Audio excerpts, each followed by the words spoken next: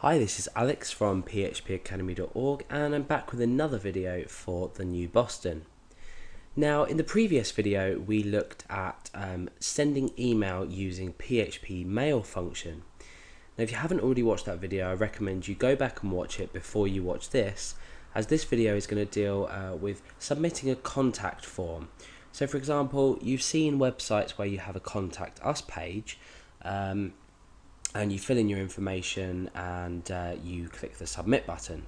Now this then sends, well, it could do, we could be storing values in a database, but for now we're going to be dealing with sending an email address, sending the message to a specific email address, and that's how we're going to receive it. So the first thing that we're going to do is we're going to create our form.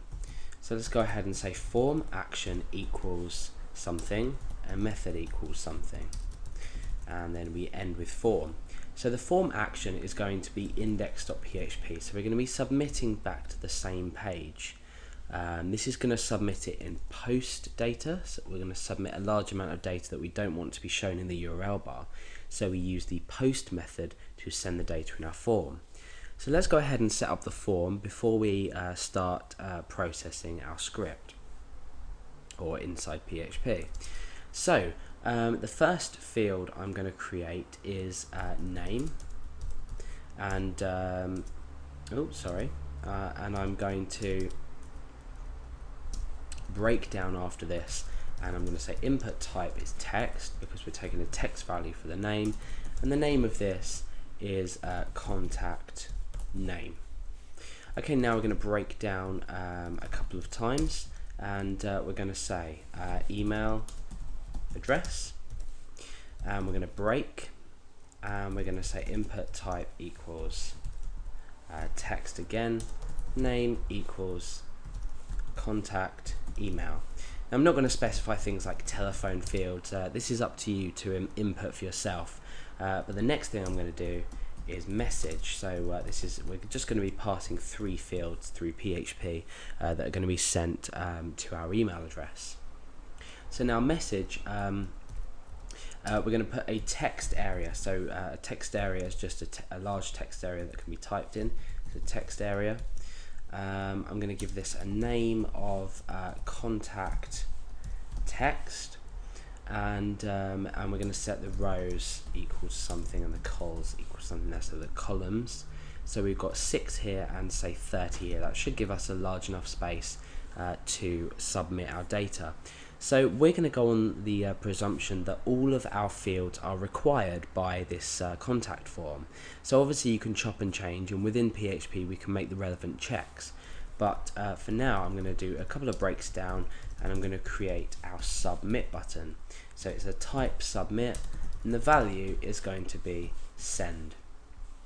So let's go ahead and save this page, and we can preview this in our browser. So I'm going to refresh the page, so you can see we've got a pretty standard looking contact form. Now it's obviously up to you to change the design of this. You can obviously implement CSS if you know how, pop this into your own design. So for now I'm just starting with the most basic layout. So we can type information into here, and what we want to do is we want to enter different email addresses and our messages, and we're going to test out, well, we're going to fill in all fields first of all. This is what we need to make sure will happen. So let's go over to back to our file and edit this. Okay, so inside PHP, when this is submitted, the first thing that we want to do is we want to check to see if the form's been submitted. So we need to check that each element is set.